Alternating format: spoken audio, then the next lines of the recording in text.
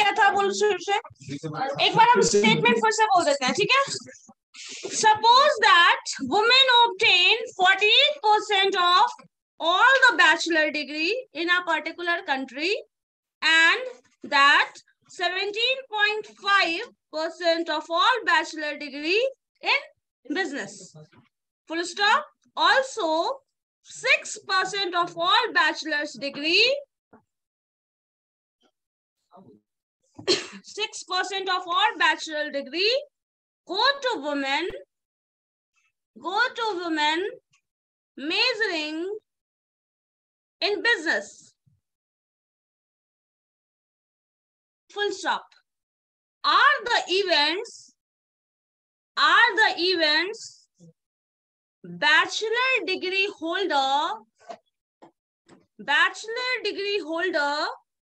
is a woman and bachelor degree in a business statistically independent. Question यही है आपका। Are the events bachelor degree holder is a woman and bachelor degree in a business statistically independent? ये बताना है या नहीं। Question पढ़ो ध्यान से, सिंप्लीफाई करो, मैथमेटिकल एविडेंस के साथ बताना है whether that is independent or not, ठीक है। हाँ, स्टैटिस्टिकली इंडिपेंडेंट होगा तो मुझे तो पूछा गया।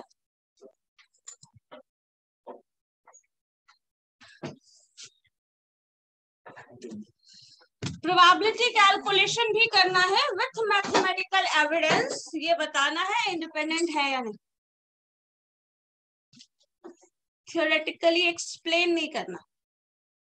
सो कैलकुलेशन जो भी है गिवन प्रोबेबिलिटी वो, और सब सिंप्लीफाई करो फिर बताओ। ठीक है, बहुत आसान है तो बनाइए, बताने की जरूरत नहीं है। 2 मिनट में तुम बना के बता रहे हो ना। 57 रोल नंबर तुम्हें बता रहे थे ना, ठीक है बताओ। पहचान अपना काम करके।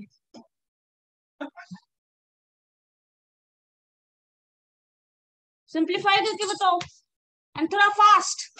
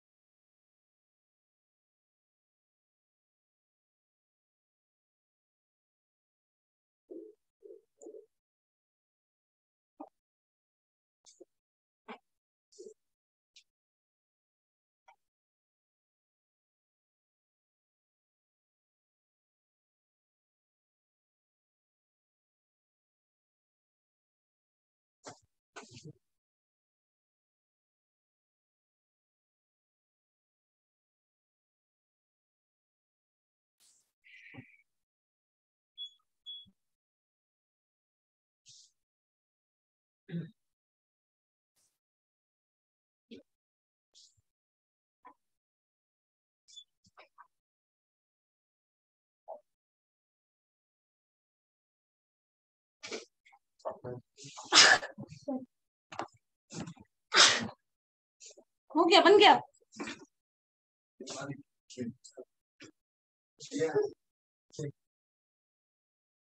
क्वेश्चन नहीं लिखा था।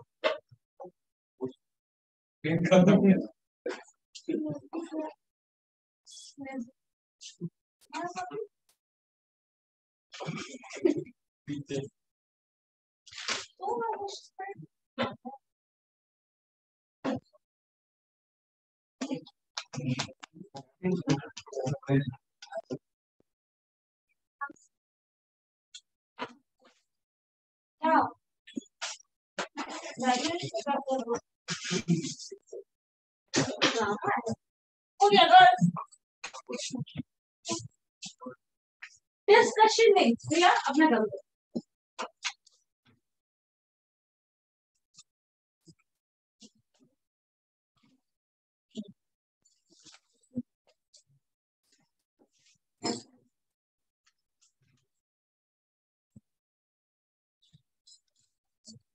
बताइए क्या है?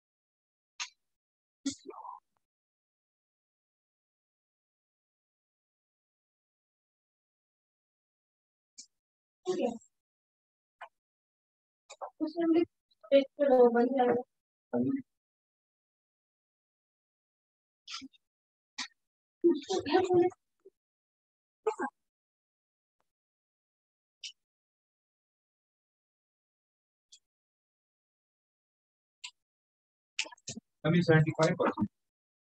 17.5 था।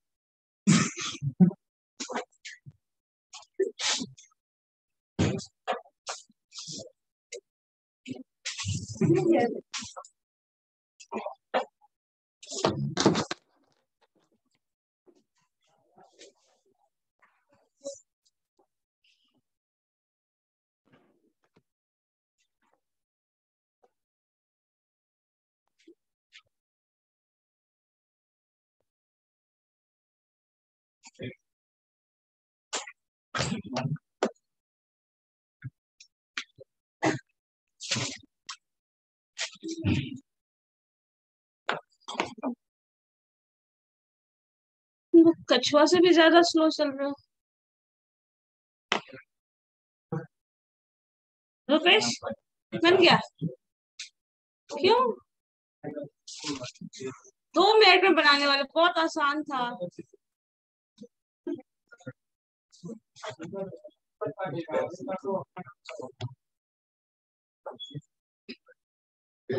पीछे क्या कर रहे हो?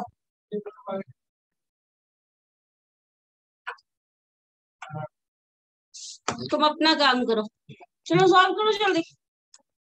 कब बनेगा? इतना टाइम नहीं है, इतना मुश्किल क्वेश्चन भी नहीं है। इंडिपेंडेंस शो करना बहुत ज्यादा मुश्किल काम नहीं है। इंडिपेंडेंस का कंडीशन याद है? क्या है बताओ? Is equal to what? बस सही है। तो ये है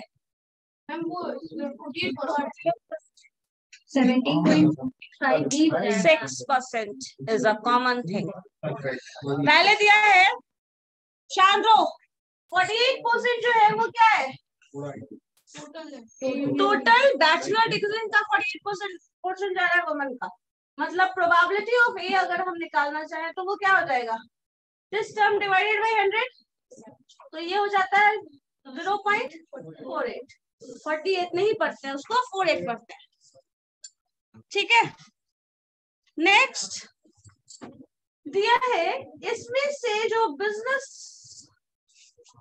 एडमिनिस्ट्रेशन या फिर जो भी हो उसका डिग्री, बैचलर डिग्री जो है वो कितने परसेंट के पास है? कितने परसेंट के पास?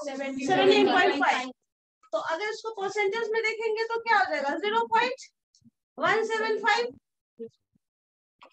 ठीक है, उसके बाद बोला है जो लास्ट में है इंफॉर्मेशन, 6% जो है वो बैचलर डिग्री है और बिजनेस कर रही है, ऐसे वुमेन का है ना लिस्ट।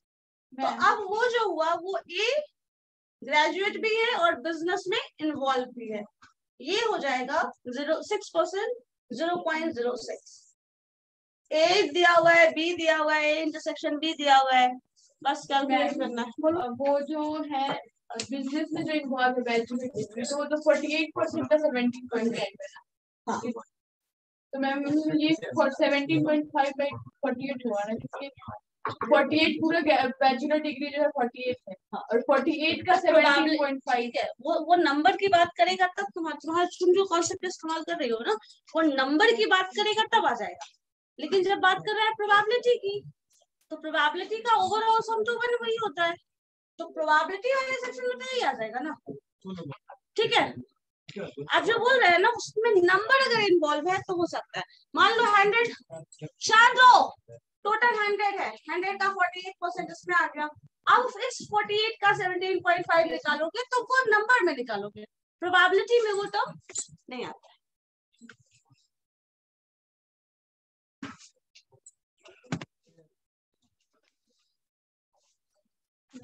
चलो अब तो बन जाएगा।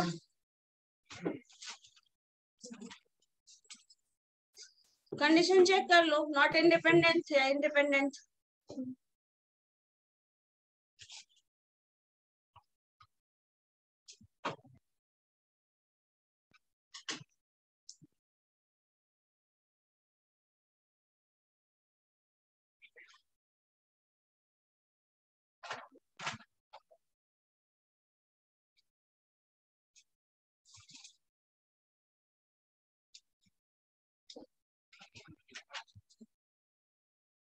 P इंटरसेक्शन P भी नहीं होगा, P कॉमन हो जाएगा ये इंटरसेक्शन भी ना, लाइक दिस।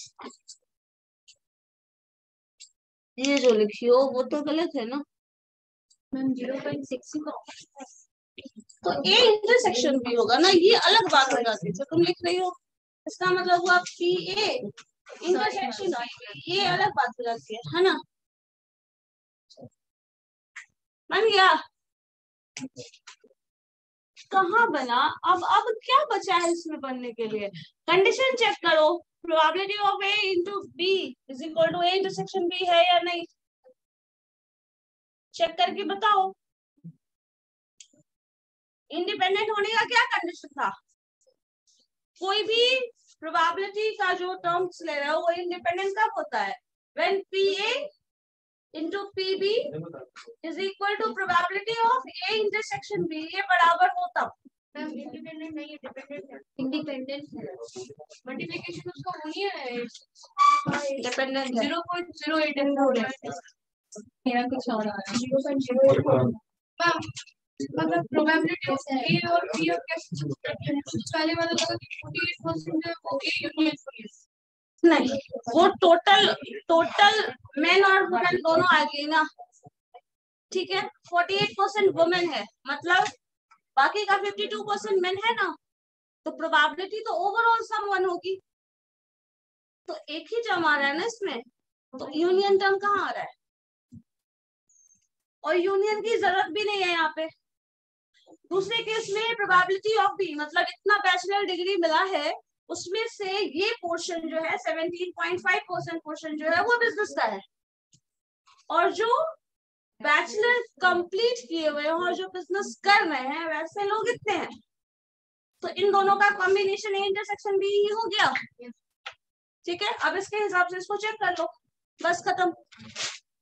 तो इस हिसाब से जो वैल्यू आता है ए इंटू बी, ये तो अलग है ही, तो ये जो पोर्शन होगा वो बताएगा कि कितने % वुमेन है जिसका बैचलर डिग्री बिजनेस में है। 0.084, बहुत ज्यादा है। ये डिपेंडेंट है ना, और कुछ ए गिवन बी निकालो तो बी गिवन है करके, ये इतना समझ में आ गया? कोई ऐसा है जिसको नहीं समझ में आएगी? आया नहीं? बताओ क्या इसमें प्रॉब्लम कहाँ है? ये समझ में आ रहा है? 48% को हम ये लिख रहे हैं। सो वो लोग जो बैचलर्स डिग्री गेन कर रहे हैं उसका 48% है, और 48% है तो प्रोबेबिलिटी में 0.48 हो जाएगा।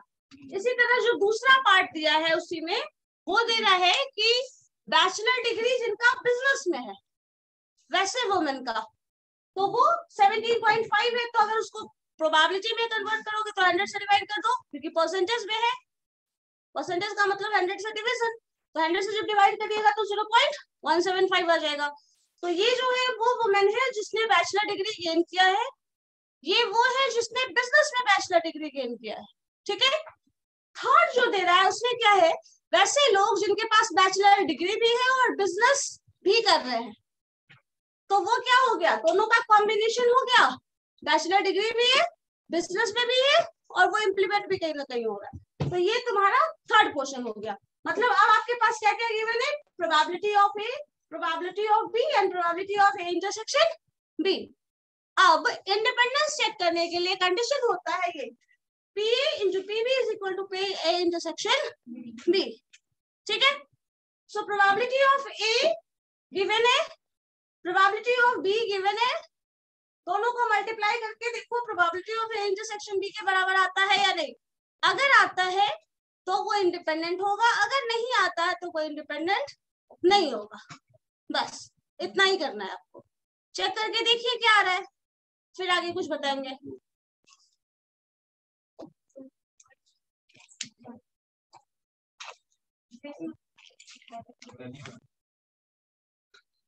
नहीं है, मल्टीप्लाई करो 0.48 को 0.175 से मल्टीप्लाई करो। रुपेश क्या रहा है, 0.084 नहीं आएगा, 0.084।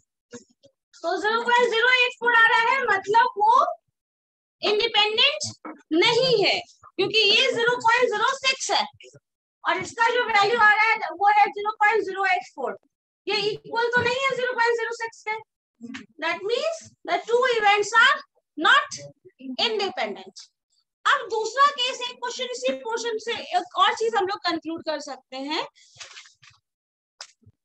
कि आपको सपोज निकालना है कि जो रिजल्ट्स आ रहा है, मतलब कितने लोग हैं जो बिजनेस में भी हैं और बैचलर डिग्री भी है उनके पास, मतलब ऐसे लोगों का सिलेक्शन, नंबर ऑफ प्रोबेबिलिटी या फिर नंबर काउंट करना है जो प्रैक्टिकली गिवन दिया हुआ है उसके डेटा के बेसिस पे। तो एक ए गिवन बी वाला टर्म याद है, so probability of A given B क्या होता है, ए इंटरसेक्शन यूनियन बोल सकते हैं, कहाँ तुम्हारा A intersection B divided by probability of B. Simplify करो, ए क्या था, probability of A intersection B, हाँ ठीक है, 0.06 divided by probability of B, probability of B 0.175, so 0.175 simplify करो क्या आता है, सिंपलीफाई करो 0.3428। चलो ठीक है, ये जो टर्म दे रहा है वो क्या दे रहा है, वैसे लोग जो ग्रेजुएट है, गिवन कि वो बिजनेस में ग्रेजुएट है, उसका एक्चुअल परसेंटेज ये होगा, मतलब 34%, जबकि ओवरऑल ग्रेजुएशन का जो डिग्री मिला है वो 48% लोगों को मिला है, बट 34% लोग हैं जिनका ग्रेजुएशन बिजनेस में है। हाँ ग्रेजुएट है और बिजनेस में, ग्रेजुएट है उसका भी फंक्शन दिया हुआ था, बिजनेस में है उसका भी फंक्शन दिया हुआ है, ठीक है।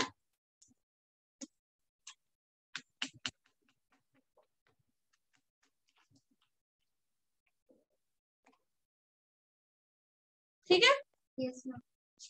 तो समझ में नहीं आया ऐसा, फैजान आ गया समझ में, मनीष, रेड, प्रीति, प्रैक्टिकल क्वेश्चन क्यों नहीं बनेगा, प्रैक्टिस करोगी तो बनेगा, प्रैक्टिस करोगी तो भी बनेगा ना।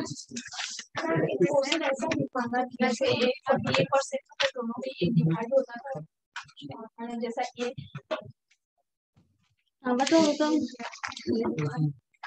हम भी याद करने की कोशिश कर रहे हैं। एक सर्कल था उसमें एक पोर्शन ए पार्ट में था और कुछ बी में था, और देखो 48% पहले ही दे दिया और तुमको पता है पूरा कंट्री 2 पार्ट में डिवाइडेड है, मैन वुमेन, उसमें 48% वुमेन का है, तो बाकी 52% ओवरऑल है। तो तुम अगर इसमें चाहो तो 52% वुमेन का भी, सॉरी मेन का भी पार्ट करके सिंप्लीफाई कर सकते हो, लेकिन उसकी जरूरत यहाँ पे नहीं है, लेकिन चाहो तो कर सकती हो, है ना। क्वेश्चन आता था ना कि जैसे हमको कोई कॉमन दिया रहता है, क्वेश्चन बताओ, क्वेश्चन है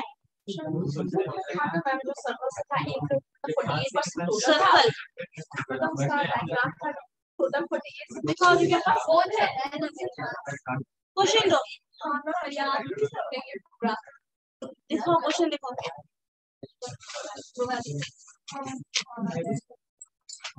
उसी को डायग्रामेटिक वे में रिप्रेजेंट किया हुआ होगा।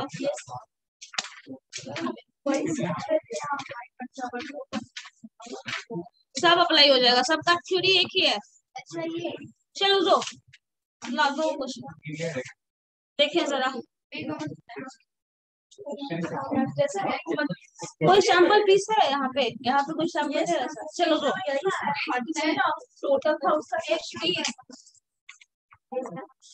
हाँ बता रहे हैं, देखते हैं, रुको। नहीं पता ये क्वेश्चन, ये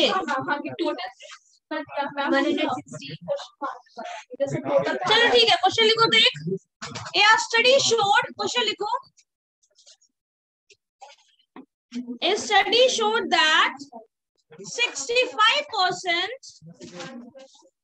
A study showed that 65% of managers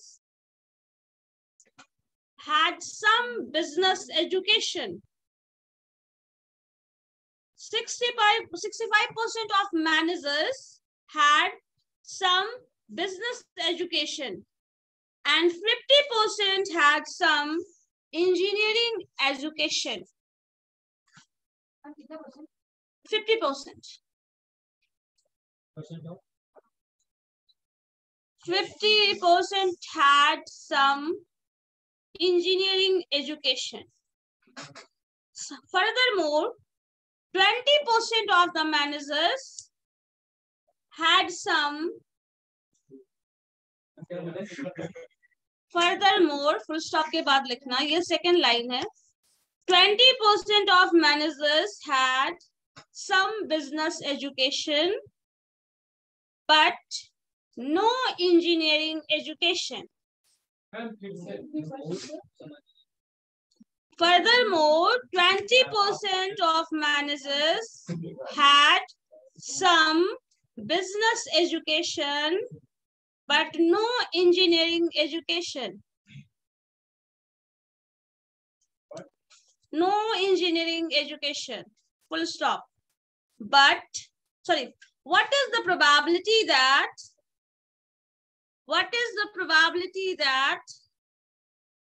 a manager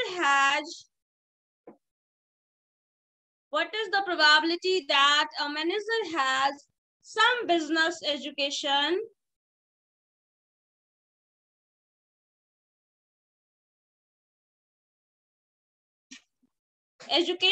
and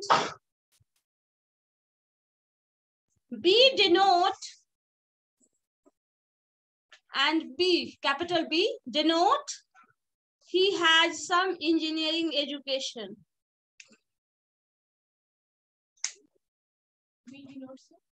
So he has some engineering education. He has some engineering education.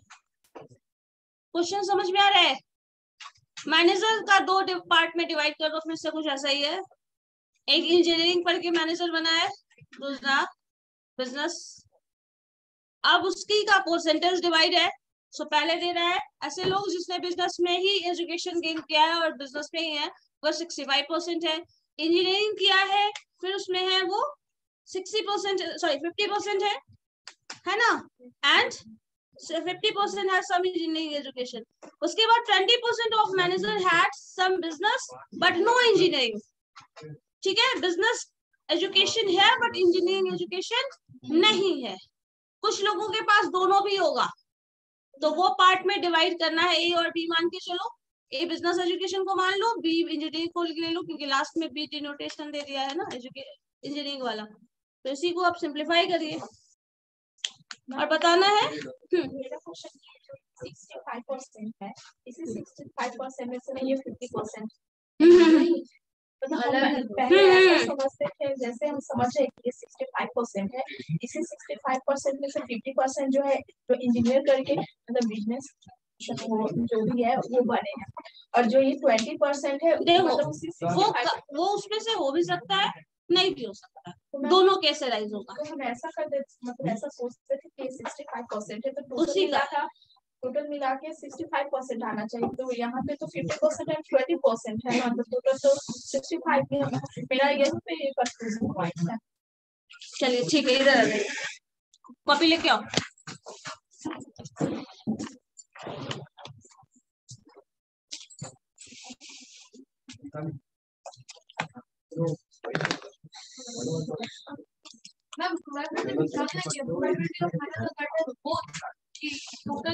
Has met some A given B निकालो ना, A given B।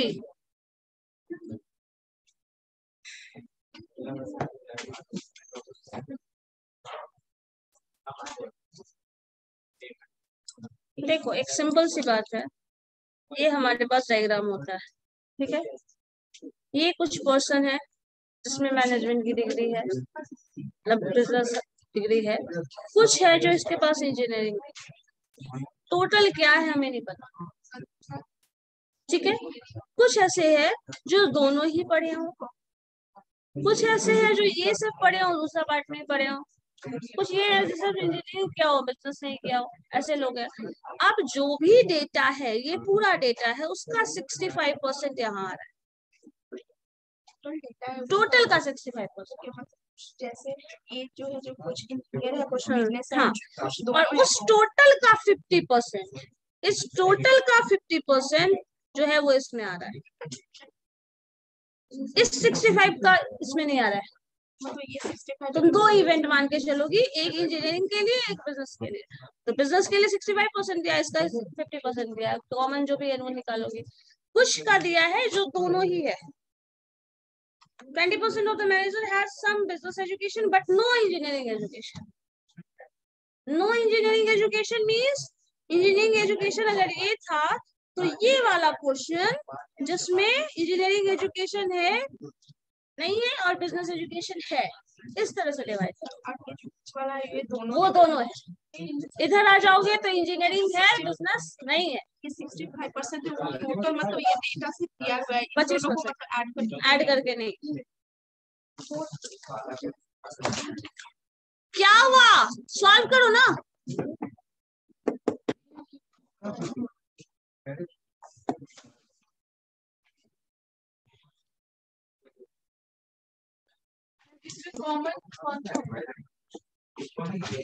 निकालना पड़ेगा।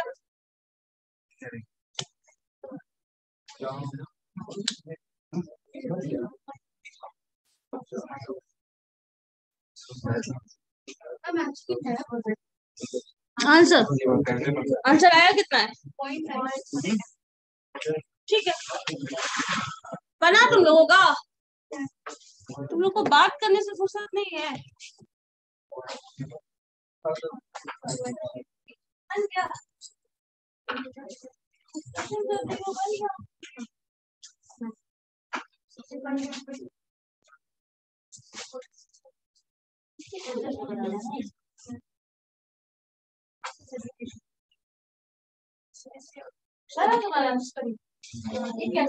वो मैम कैलकुलेटर खुला हुआ है जा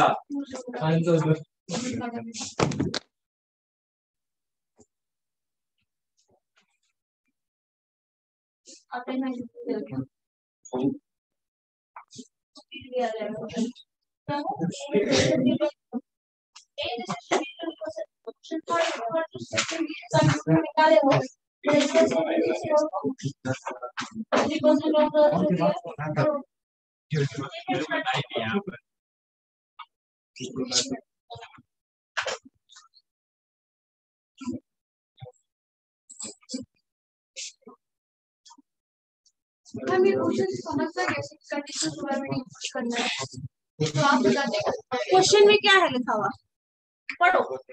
What is the probability that a staff, like what is the probability that a manager has some business education and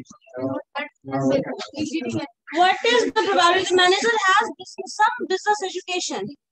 and he has some engineering education, मतलब engineering education भी है और बिजनेस एजुकेशन भी है, दोनों है, वो निकालना है। गिवन दैट, रुको बता रहे हैं। पहले तो आप लिखे होंगे probability of A, and that is what 0.65। ये प्रोबेबिलिटी ऑफ क्या है, बिजनेस एजुकेशन, ठीक है। दूसरे केस में क्या है, प्रोबेबिलिटी ऑफ इंजीनियरिंग एजुकेशन, जिसको बी ले लो, क्या है 0.5। ये है आपके पास। थर्ड में क्या बोल रहा है, थर्ड स्टेटमेंट पढ़ो। 20% of the managers have some business education or but no engineering।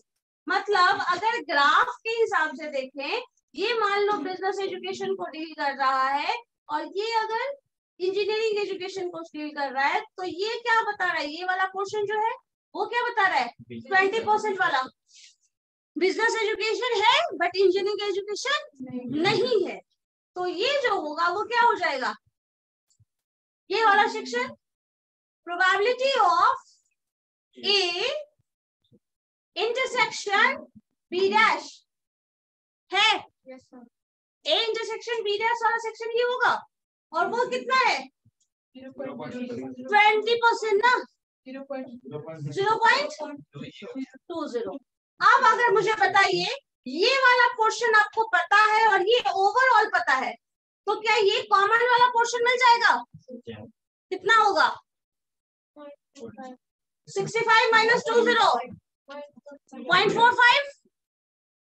तो आपके पास मिला probability of A intersection B is equal to 0.45। समझ आया कैसे है ये अनीश, रेवती झा, हाँ या नहीं, इधर क्लियर है। ये पूरा ओवरऑल तुम्हारे पास 65% है और इसमें से ये 20% है, तो जो ये बचेगा वही कॉमन होगा ना, ठीक है। तो वो 45 हो गया, 0.45 ये कॉमन वाला टर्म मिल गया। तो 0.45 जो है वो कॉमन है। अब तुमको क्या निकालना था, ए गिवन बी, ठीक है। इंजीनियरिंग प्रोवाइडेड वाला केस क्या था, लास्ट क्वेश्चन पढ़ो ध्यान से, नोटेशन वाला टर्म हटा के ए गिवन बी निकालना है। मतलब वैसे लोग जिन्होंने बिजनेस एजुकेशन गेन किया है, प्रोवाइडेड उसने इंजीनियरिंग एजुकेशन भी गेन किया है, ठीक है। तो ये निकालने के लिए ए इंटरसेक्शन बी जो कि 0.45 है डिवाइडेड बाई 0.50, सिंप्लीफाई करो, क्या आएगा वही है बस। मतलब अगर समझा जाए तो 90% जो है वो क्या है, दोनों में ही है।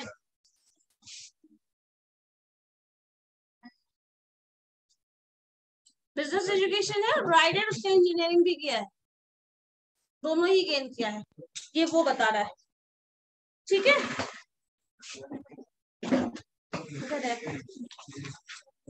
ठीक है, समझ आया कुछ, क्वेश्चन को कैसे समझना है, ऐसा 10-20 क्वेश्चन बनाओ तब समझ में आएगा। बोलो, हम आज दिन भर बैठो, हम बनवा देते हैं यहीं पे।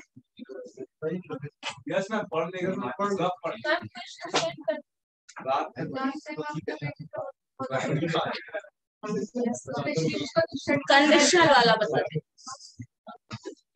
समझ आया ना इसमें कैसे करना है। तीसरा भी दीजिए, चलो ठीक है, दे रहे हैं, एक और देंगे, ऐसे भी देंगे। अच्छा ये तो बताए थे, चलो इस चरण पे क्वेश्चन बताए थे।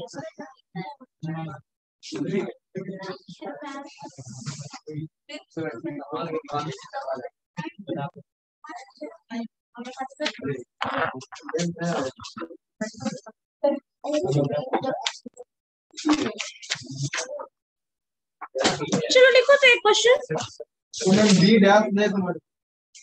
नहीं समझ में आया, आधा समझ के क्यों बोलते हो, समझ में आ गया। देखो फिर से डायग्राम, एक सेट ए है, दूसरा सेट बी है, ध्यान से सुनो, सेट ए सेट बी जो कॉमन है वो क्या होता है, ए इंटरसेक्शन बी, कोई दिक्कत नहीं है। अब देखो दूसरे केस में क्या होता है, कभी भी ए डैश का मतलब ए वाले टर्म को एक्सक्लूड कर दो, बी डैश का मतलब बी वाले टर्म को रिमूव कर दो। तो ए डैश का मतलब क्या हुआ, जिसमें ए नहीं हो, ए नहीं हो वो पोर्शन कहाँ है, इसके बाहर वाला। बी नहीं हो वो पोर्शन कहाँ है, इसके बाहर वाला। इस सेक्शन के बाद जो बचेगा वो बी डैश है। अब यहाँ पे क्वेश्चन में क्या बोल रहा है, जो इंजीनियरिंग किए हैं, बिजनेस एजुकेशन किए, वो 65% लोग हैं। तो ये 65, इसको 100 नंबर काउंट करके चलो, 100 में 65 लोग जो है वो ये है, ठीक है। टोटल का 50% ये है, मतलब बी में 50%। इसका मतलब ये नहीं है कि ये वाला मिड वाला टर्म जो है वो नहीं है, इसमें भी कुछ लोग होंगे इधर के, इसमें भी कुछ लोग होंगे। 50% 65 है का 50% नहीं, 100 का 50% है, ये 50% हो गया, ये 65% हो गया। अब इन दोनों को जोड़िएगा तो आपको 100 से एक्सीड करता हुआ नंबर दिखेगा, लेकिन एक्सीड तो कर नहीं सकता है। तो इसका मतलब ये है जो एक्सीड कर रहा है या फिर जो कुछ टर्म है जो कॉमन है, तो जो कॉमन टर्म है वो हमें देखना पड़ेगा, हमें वो निकालना है, पहले तो वो निकालना है। दूसरे केस में ये है कि इन दोनों का बी के बाद एक और टर्म लिखा है 20%। 20% क्या है, वैसे लोग हैं जो बिजनेस एजुकेशन किए हैं, गेन किए हैं, बट इंजीनियरिंग नहीं किए हैं। तो नहीं इंजीनियरिंग किया मतलब ये इंजीनियरिंग वाला क्वेश्चन हटा दो इसमें से, इस वाले सेक्शन में आ गए, लेकिन बिजनेस एजुकेशन है उनके पास, वैसे 20% लोग हैं। मतलब इसका मतलब ये है इन शॉर्ट कि 20, अगर 65 टोटल है तो उसमें 20% ऐसे हैं जो इस एरिया में लाई करते हैं, और मतलब क्या बचा, इसके बाद जो बचा है वो प्रोपोर्शन कितना है 45, तो वो 45 इसमें आ जाता है, जो कि कॉमन है दोनों के लिए। इसका मतलब यही हुआ। तो यहाँ पे बी डैश का मतलब क्या था, ये जो सेक्शन होता है वो होता है A intersection B dash. A included है बट बी डैश का पोर्शन है, बी डैश इंक्लूडेड है, बी एक्सक्लूडेड है, ठीक है, ये मतलब हुआ इसका। सिमिलरली इस वाले सेक्शन को लिख सकते हो ए डैश इंटरसेक्शन, ए डैश इंक्लूडेड है मतलब ए एक्सक्लूडेड है, ए वाला पूरा पोर्शन एक्सक्लूड कर दिया गया, बी वाला टर्म है उसमें, यही चीज यहाँ पे दिया। कुछ कॉमन पॉइंट आएगा मतलब, ऑब्वियसली कॉमन पॉइंट है, 45 जो आ रहा है कॉमन पॉइंट ही है। तो कभी भी इन सब में तीनों में से कोई एक सेक्शन आपको दिया रहेगा, बाकी 2 सेक्शन निकालना होगा, ठीक है। मतलब इन शॉर्ट ये बता रहे हैं, ये 3 वैल्यू जो दिखा है ना यहाँ पे, इन 3 में से कोई एक दे दिया जाए तो बाकी 2 निकाला जा सकता है। जैसे इसमें दिया हुआ था ए इंटरसेक्शन बी डैश 20%, ये निकाल दिया तो ये 45 मिल गया। अब टोटल 50 में से 45 हटा दो तो इधर वाला पोर्शन भी मिल जाएगा। तो 5% लोग जो है वो कहाँ जा रहे हैं, 5%, अगर 5 नंबर आ रहा है तो वो 10 आउट हो जाएगा, क्योंकि 90% जो है वो कहाँ जा रहा है, बिजनेस एजुकेशन में। तो जो बच गए 10% वो उसमें आ जाएंगे। अब यहाँ पे 10% तुम ये कंक्लूड कर सकते हो, शुरुआत में मतलब 65 और 50 का मतलब 100 से घटा के नहीं करना शुरू कर देना, उसमें गड़बड़ हो जाएगा, ठीक है। क्योंकि कुछ लोग, जैसे मान लो यहाँ इतने लोग हैं, सपोज कुछ लोगों का कोई पेपर हो, किसी का नहीं हो, कुछ कॉमन पेपर भी होगा ना, ऐसा हो सकता है। कुछ लोगों को मान लो, कुछ लोगों को हिंदी आती है बहुत अच्छे से, कुछ लोगों को इंग्लिश बहुत अच्छे से आती है, कुछ लोगों को दोनों ही आता है। तो अब 3 सेट बनेगा क्या, कुछ ऐसे लोग हैं जो इंक्लूडेड होंगे उसमें, हिंदी इंग्लिश जिनको दोनों ही आता है, होगा ना। तो आप 2 पार्ट में डिवाइड यहाँ नहीं कर सकते। 65% ऐसे लोग हैं जिनको सपोज हिंदी आती है, 50 लोग ऐसे हैं जिनको इंग्लिश आता है, कुछ ऐसे लोग होंगे जिनको दोनों ही आता हो। इसीलिए वैसे डिवीजन नहीं हो सकता कि 50-50% पार्टीशन कर दो, नहीं हो सकता वैसे, ठीक है। कुछ इस सेट में आ रहा है, कुछ दूसरे सेट में आ रहा है, और कुछ ऐसा सेट है, कुछ ऐसा नंबर है जो दोनों में कॉमन है। तो जो दोनों में कॉमन है, अगर वो टर्म हम हटा दें तो इससे पता चल जाएगा सिर्फ हिंदी स्पीकिंग पर्सन कितने हैं या फिर इंग्लिश स्पीकिंग पर्सन कितने हैं। तो ये पोर्शन अगर रिमूव कर दिया जाए तो उसे ये पता चल जाएगा कि सिर्फ जितना बिजनेस एजुकेशन वाले लोग कितने, और 8% रिमूव कर दो तो इसमें पता चल जाएगा कि इंजीनियरिंग एजुकेशन वाले कितने हैं। ठीक है, और दोनों ही बिजनेस कर रहे हैं एक्चुअल में, तो फिर कुछ पोर्शन हटा सकते हैं। ठीक है, यही चीज है क्वेश्चन में। तो आप 100 में से पूरा डिवीजन मत करना शुरू कर देना। ठीक है, समझ आया? इस बार आ गया। लेकिन हाँ ये होगा कि इन सबको जब जोड़ोगे तब 1 आ जाएगा, तब टोटल पॉपुलेशन कंबाइन हो जाएगा, तब प्रोबेबिलिटी 1 हो जाएगा।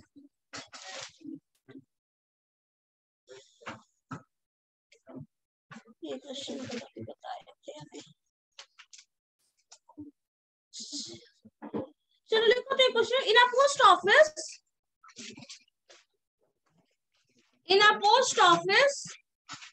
3 clerks are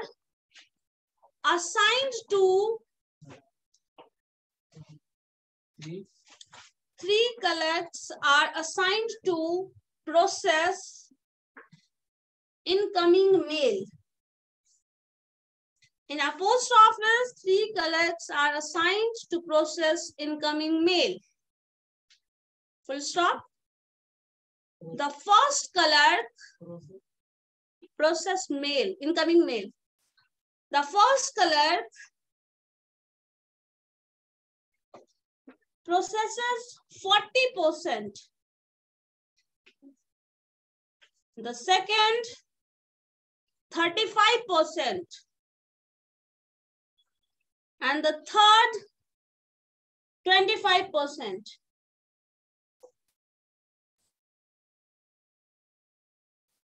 ठीक है, फर्स्ट का 40% है, second 35% and third 25%.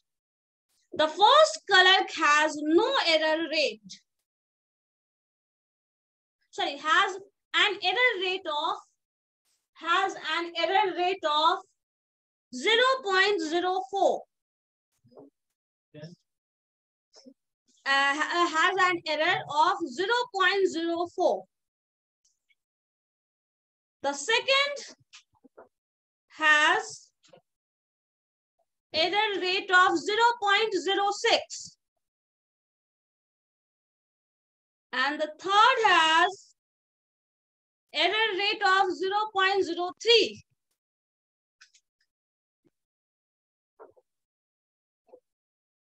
Full stop.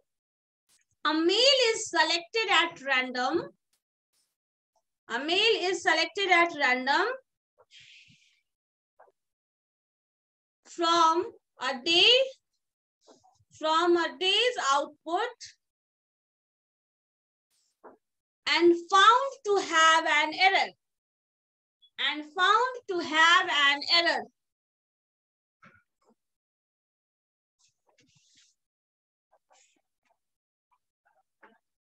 Then find the probability that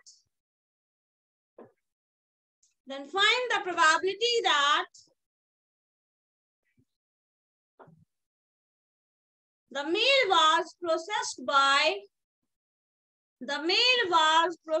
by first, second or third clerk respectively.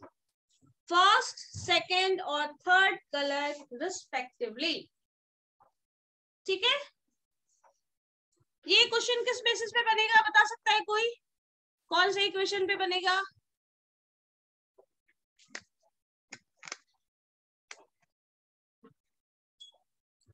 कौन से इक्वेशन के बेसिस पे बनेगा?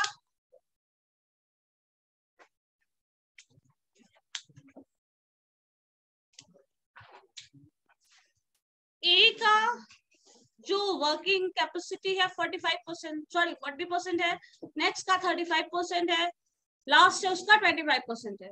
तीनों जो भी काम करता है उसमें एरर का भी परसेंटेज दे दिया है 0.04%, 0.06% और 0.03%. मतलब जो भी काम कर रहे हैं उसकी क्या एक्यूरेसी है कहीं ना कहीं ये हमें पता है. लास्ट में एक एरर एक दिन खत्म होने के बाद पता चला कि एक जो मेल है वो कहीं ना कहीं एरर मैसेज है. ठीक है, जो भी प्रोसेस किया गया वो मेल वो एरर है.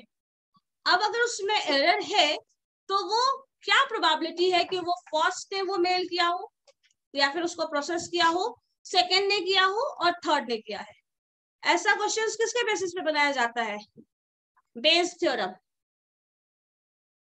ठीक है, सो बेस थ्योरम के बेसिस पे इसको सॉल्व करके देखिए जरा, बताइए मुझे क्या है।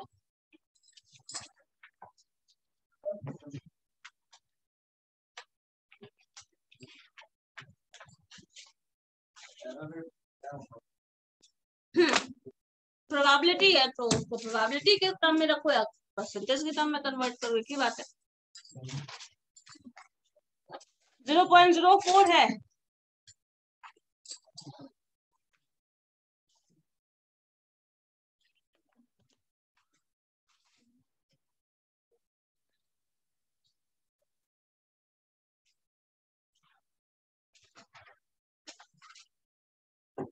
चलो इसको करके देखना तुम लोग।